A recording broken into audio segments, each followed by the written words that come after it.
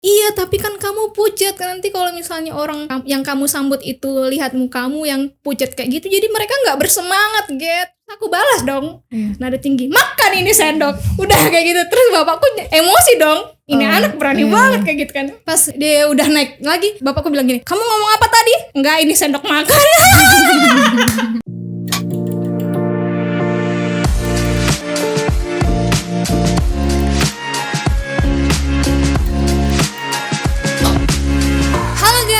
Welcome to Joy Teman Sharing. Kembali lagi bersama aku Ria. Di episode kali ini kita akan ngobrol-ngobrol santuy bersama salah satu teman sharing kita. Nah, topik obrolan kita hari ini tentang gimana cara yang baik untuk merespon ketika orang-orang memberikan komentar-komentar ataupun kritikan kepada kita. Nah, menurut aku topik ini cukup menarik ya, karena kita sebagai makhluk sosial tentunya pasti akan banyak berinteraksi dengan orang lain dan tidak menutup kemungkinan komentar-komentar ataupun kritik-kritik dari orang lain itu akan menghampiri kehidupan kita. Asik. Dan kali ini kita akan nanya-nanya sama teman sharing kita gimana sih cara dia merespon ketika orang memberikan komentar-komentar, entah itu komentar positif atau komentar-komentar pedas. Yuk langsung aja kita panggil Kak Getty. Halo Kak Getty. Halo. Kita tos dulu dong. Gimana nih kabar kakak hari ini? Baik sih, ya lumayan bahagia hari ini ya. Oke, mungkin sebelum kita ngobrol lebih jauh, ada baiknya mungkin kakak bisa kenalan dulu ke teman-teman online kita yang lagi nonton saat ini. Halo semua teman-teman, saya Getty. Sekarang saya pelayanan di Joy sebagai staff di media. Dulu saya pernah kuliah di salah satu universitas swasta di Yogyakarta, Sanata Dharma. Buat alumni Sanata Dharma, say hi. Dah, itu aja. Oke, kakak kesibukannya saat ini apa nih kak? Ya, kesibukannya sedang buat konten untuk IG Joy aja sih sebenarnya. Jadi lebih ke ministry online gitu ya kak? Ya bisa lah dibilang kayak gitu. Oke. Oh, jadi teman-teman kalau misalnya pengen kasih masukan-masukan atau saran-saran buat pelayanan Joy di ministry online, teman-teman bisa komen di kolom komentar biar kita juga pelayanannya bisa lebih berkembang lagi dan bisa lebih baik lagi pastinya ya kak.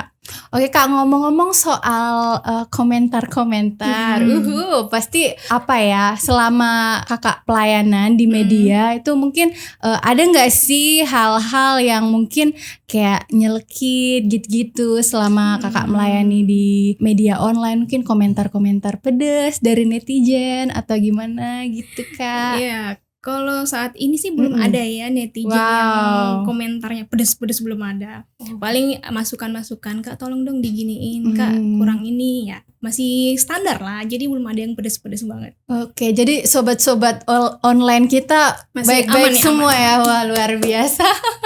Kalau secara tadi kan dalam hal pelayanan ya kayak gitu. Kalau misalnya sebelum-sebelumnya atau bahkan mungkin saat ini pernah nggak sih kakak yang mengalami komentar-komentar yang pedes gitu ya? Pedes atau enggak yang nyelekit di hati kayak gitu? Atau mungkin komentar-komentar positif atau gimana gitu dalam pengalaman kakak selama menjadi manusia?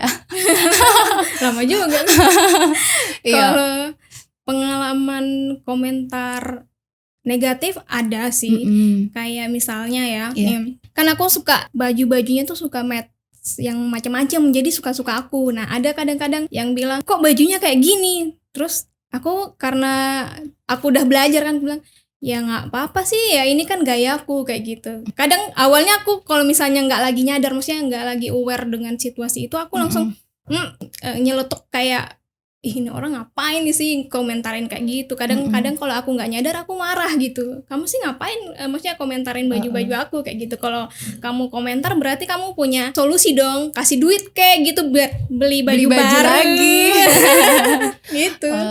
Tapi kalau nyadar aku paling cuman bilang ya udah emang gini stylenya, kalau lagi pengen kayak gini gitu. Kalau hal yang sepertinya kayak buat kakak down gitu pernah nggak?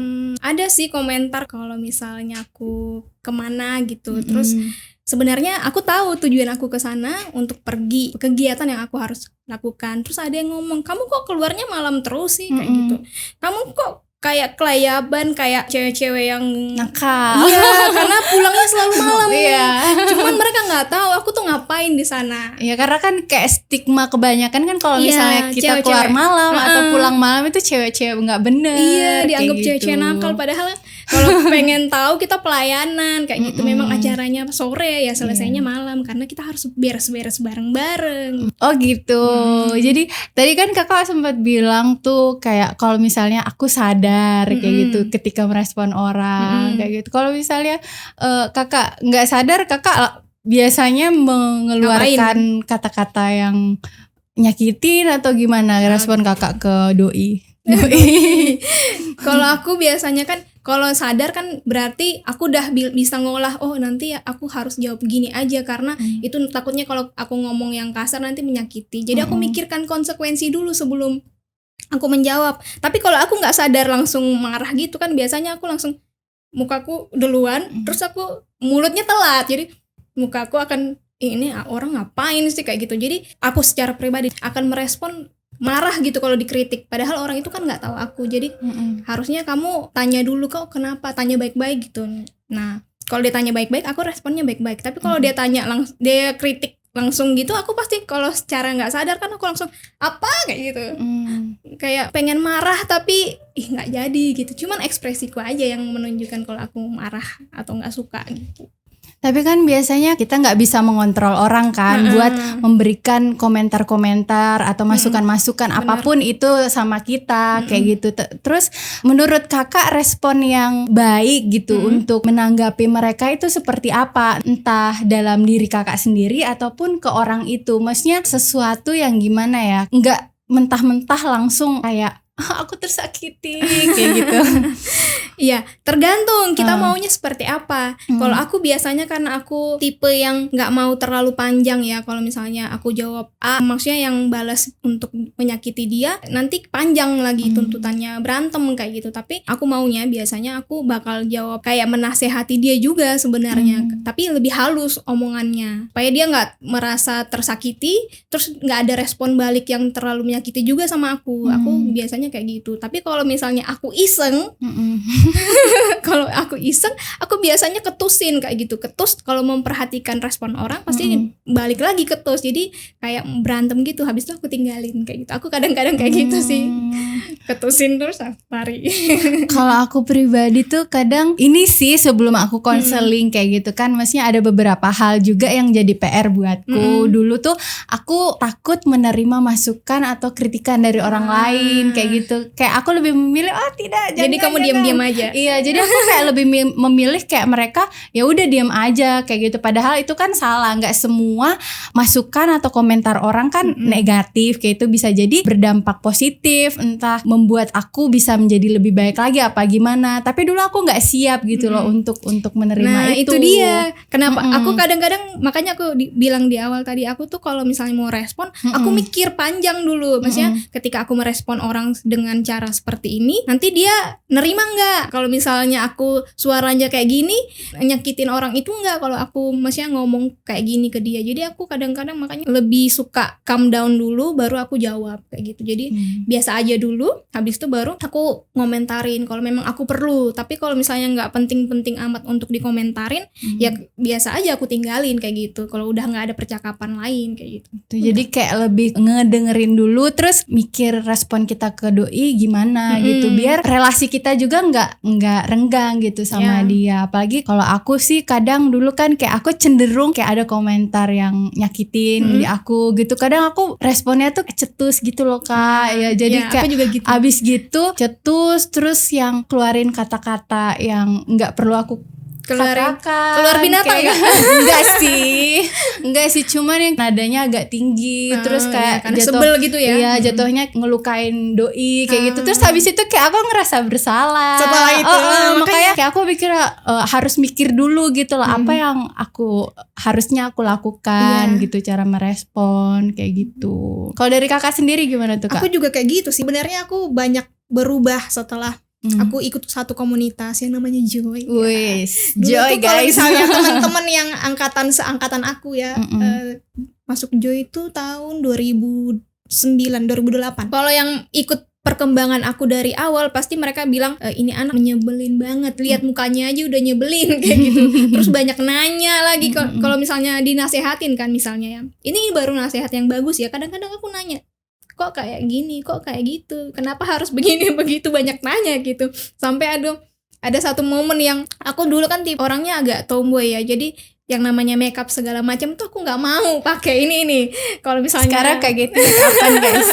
Kalau misalnya yang kakak fellowship ada yang nonton pasti tahu. Terus aku melayani di fellowshipnya depan pintu kan, depan pintu harus mencerminkan fresh gitu, menyambut orang, masa kucil-kucil kayak gitu. Waktu itu kan ada event besar, jadi aku disuruh get pakai lipstick sedikit aja, nggak mau kayak gitu, nggak mau. Kenapa? Aku nggak suka pakai lipstick. Iya, tapi kan kamu pucat, kan nanti kalau misalnya orang yang kamu sambut itu lihat mukamu yang pucat kayak gitu, jadi mereka nggak bersemangat, get. Terus aku bilang nggak apa-apa kayak gitu kan. Terus ada satu staff yang datang maksa harus pakai kayak gitu. Pas disuruh paksa aku nggak mau, aku ngamuk, dia juga ngamuk kayak gitu, jadi marah. Loh, kok kamu nggak mau? Dong.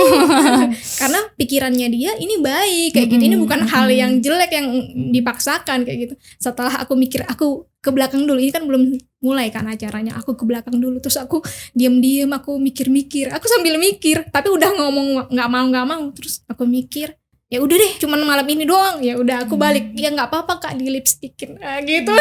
Nah gitu dong dari tadi kata kakaknya. Tapi emang sih kak, kalau misalnya menerima masukan orang atau kok saran-saran dari orang lain itu emang butuh kerendahan hati buat menerima itu, karena kadang kan kita ngerasa nggak nyadar gitu kan, misalnya kakak ngerasa nggak usah pakai lipstick itu baik, tapi orang yang lihat kan mungkin kayak lusuh apa gitu kan, jadi kayak butuh kerendahan hati buat menerima itu. Jadi nggak semua komentar atau saran dari orang itu negatif. Iya benar. Terus sejak kapan tuh kakak merubah cara kakak merespon orang tersebut gitu? Mungkin yang nggak nggak langsung yang marah gitu, ngelakuin dulu baru kakak mikir kayak aku yang dulu. Sejak kapan ya? Sebenarnya aku udah banyak belajar pengalaman masa lalu kayak gitu. Kayak mamaku kan kalau misalnya nasehatin, sebenarnya nasehatinnya bagus ya, tapi karena anaknya terlalu banyak tanya, terus banyak kok bisa gini, kok kenapa begitu, karena terlalu banyak cengcongnya juga, kayak ngelawan gitu. Sepintas orang tua bakal mikir, ini anak kenapa ngelawan kayak gitu. Nah itu sejak saat itu, dan beberapa momen yang buat aku, loh kok respon yang aku berikan jadinya kayak gini ya, padahal aku pengennya dia nggak kayak gitu, responnya harusnya begini kayak gitu. Sejak saat itu aku mulai memikirkan, ketika kepribadianku juga semakin berkembang, misalnya aku banyak belajar juga tentang orang-orang, terus aku lihat bagaimana responnya orang ke orang lain ketika dia ngomongnya seperti ini, nadanya seperti ini, merespon nada yang seperti ini, ekspresi seperti ini. Makanya aku langsung, oh jadinya seperti itu hasilnya kalau misalnya aku merespon seseorang dengan hal yang sama kayak gitu. Jadi aku mulai belajar dan menata semua ketika aku mau orang menanggapi apa yang aku sampaikan dengan baik, jadi aku harus menyampaikan dengan baik juga. Tapi ketika aku menyampaikan dengan kasar atau nadaku terlalu tinggi, orang pasti akan respon sama seperti apa yang ku berikan kepada dia kayak gitu. Jadi dari situ, semenjak itu aku mulai mengubah cara ngomongnya, cara meresponnya juga gitu. Pernah gak sih kakak yang punya pengalaman gitu kan, kakak balas dengan ketus komentar-komentar orang, atau misalnya kakak pernah dikasih masukan terus kakak langsung nyolot, terus respon orang itu tuh jadi yang kayak gimana gitu dalam relasi kakak? Oke, ini aku cerita di rumah aja biar maksudnya nggak ngaruh ke orang yang terlalu jauh ya. Ini cerita di rumah aku loh guys, tapi tolong jangan dicontoh ya buat anak-anak kecil ya, sama yang dewasa juga. Ini pengalaman aku. Jadi dulu waktu aku sudah selesai kuliah, aku pulang kan ke rumah ini. Terus aku biasanya melakukan pekerjaan rumah pastinya, cuci piring, menyapu, masak. Oke. Nah, waktu itu aku lagi nyuci piring kan, selokan cuci piring aku tuh satu dengan selokan tetanggaku. Nah, bapakku lagi main, maksudnya ngecek di belakang kayak bersih-bersih gitu kan. Habis itu pas aku cuci piring udah bersih, aku tuh selalu ngecek karena mamaku tuh orangnya sangat teliti. Jadi dia selalu ngomong dari hari ke hari, Getty kalau nyuci piring semua sebelum kamu buang air yang kotor itu untuk ngebilas, kamu harus cek semuanya. Jangan sampai ada sendok atau garpu atau pisau atau apapun yang masuk ke selokan kayak gitu. Oke. Jadi karena dari kecil udah dibilangin gitu kan, jadi udah hafal walaupun nggak dibilangin lagi. Nah waktu itu aku lagi nyuci, terus aku udah lakuin seperti biasa, dan aku memang karena mamaku teliti, jadi aku ikut juga teliti lah sedikit-sedikit. Jadi aku nggak, pas cuci itu nggak ada yang jatuh, nggak ada yang keselokan. Nah selesai aku nyuci piring, aku taruh kan, terus bapakku masuk, tek, marah dia langsung, Getty kalau misalnya kamu nyuci piring, nadanya tinggi banget, kamu tuh harusnya bla bla bla bla bla bla. Terus gue bilang, emang ada apa? Itu loh sendok dibuang. Ada sendok di selokan. Ya? Tapi bukan punyaku, itu punya tetangga.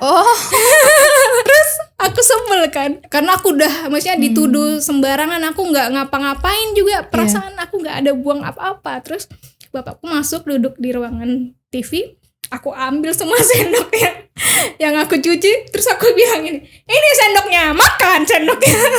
Aku saking darah udah naik kan, udah dituduh sembarangan lagi, udah pakai nada tinggi. Coba dia ngomong baik-baik, Get, kamu kalau misalnya nyuci jangan bla bla bla bla gitu, itu kan lebih enak. Ini enggak, nada tinggi langsung. Terus aku balas dong, nada tinggi, makan ini sendok. Udah kayak gitu. Terus bapakku emosi dong, ini anak berani banget kayak gitu kan. Pas dia udah naik lagi, bapakku bilang gini, kamu ngomong apa tadi? Enggak, ini sendok makan.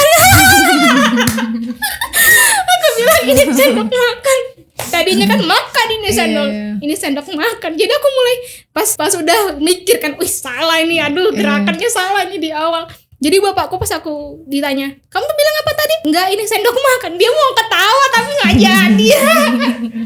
Jadi momen-momen itu sih sebenarnya aku kadang-kadang kayak misalnya udah ceplos, udah emosi duluan, yang keluar kayak gitu. Tapi setelah dibalas kayak, kamu ngomong apa? Langsung, salah nih. Salah nih. Ada reka ulang.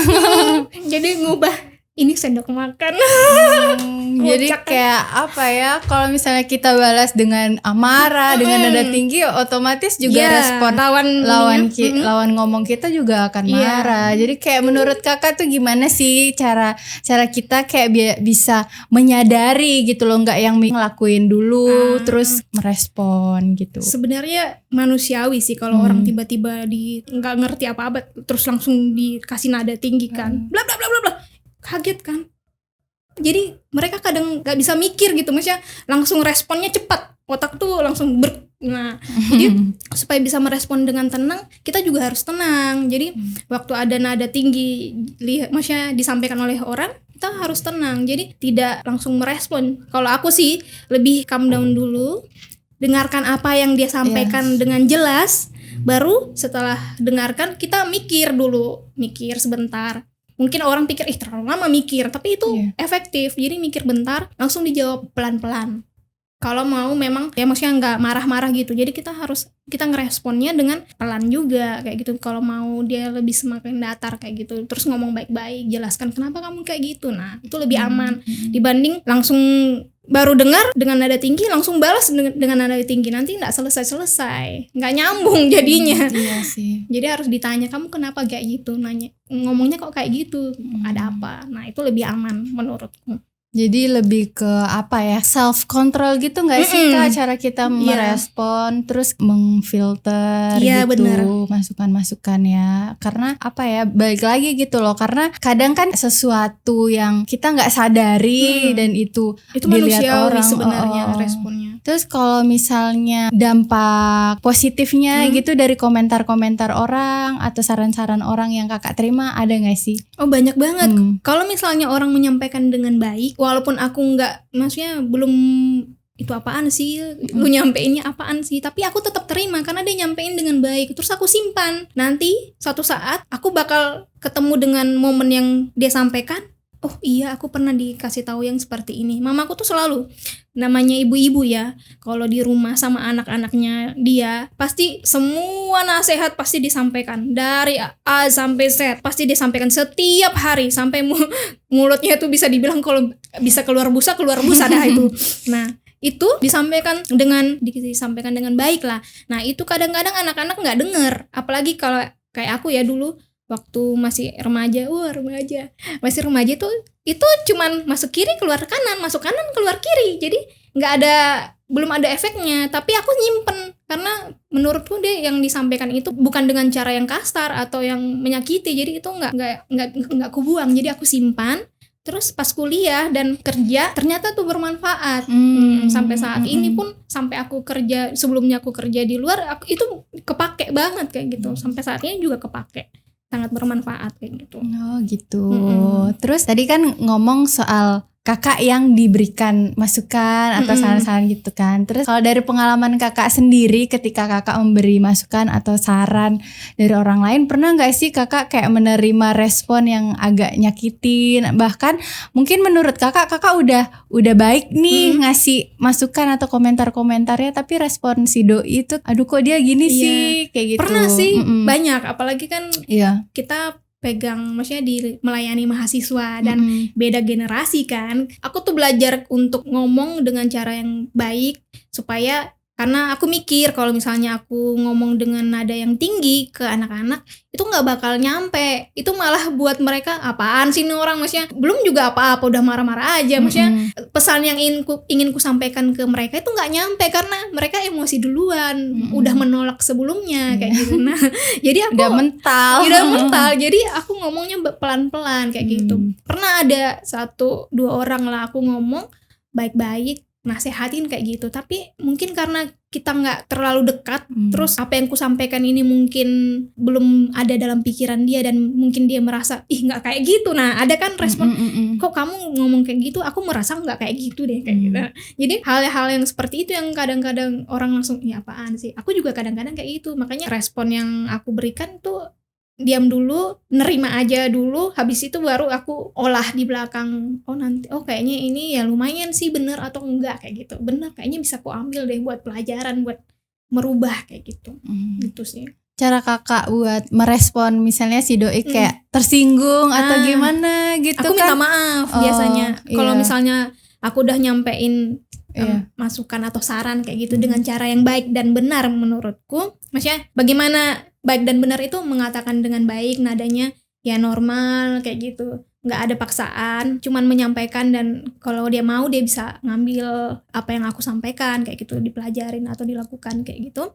Terus kalau mukanya udah ini apaan kayak ini apaan kok kayak gini, itu langsung aku bilang maaf ya, kalau misalnya apa yang aku sampaikan ini tidak sesuai dengan apa yang kamu pikirkan, atau ini terlalu bukan kamu banget, tapi itu yang aku lihat kayak gitu. Kalau misalnya kamu mau terima masukan boleh ambil aja, tapi kalau enggak maaf ya, aku nggak bermaksud menyakiti kayak gitu. Ketika aku di persekutuan Joy, kadang banyak masukan-masukan juga kayak dari kakak-kakak, misalnya pas aku pelayanan gitu-gitu kan. Terus awal-awal sih kayak ya itu tadi, aku kayak takut gitu kan, apalagi kalau misalnya yang nggak bagus kayak gitu. Tapi kayak semakin kesini kan aku banyak belajar dari konseling sih sebenarnya. Konseling itu banyak menjadi buat aku belajar gitu. Terus kayak aku pernah punya PR tuh Kak, aku punya PR disuruh nyari 10 orang apa 5 orang gitu buat aku minta ini sih masukan buat aku apa kayak gitu. Terus habis itu aku belajar gitu loh, aku belajar buat menerima masukan, tapi nggak yang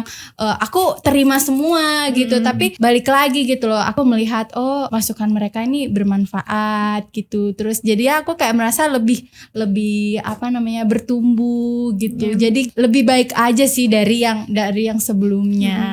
Sebenarnya gitu. Cara orang merespon orang lain itu yang ketus atau memberikan masukan dengan baik itu tergantung dengan siapa orangnya. Apakah mereka mengenal diri atau enggak kayak gitu. Itu juga menurutku gitu, sih, Kak? menurut aku sih karena kalau misalnya aku karena aku dulu tidak mengenal diriku yang pemarah misalnya ya. Aku kan dulu pemarah banget. ternyata. Nanti di Joy baru aku menyadari kalau misalnya aku pemarah banget. Jadi sedikit aja aku baru nyadar, ternyata aku sangat pemarah ya. Dulu tuh waktu kuliah dari SMA, kalau misalnya ada satu aja yang sedikit aja yang membuat aku marah, aku pasti udah ngamuk kayak gitu. Aku tuh bukan tipe yang mulutnya doang yang main, tapi tangan yang main.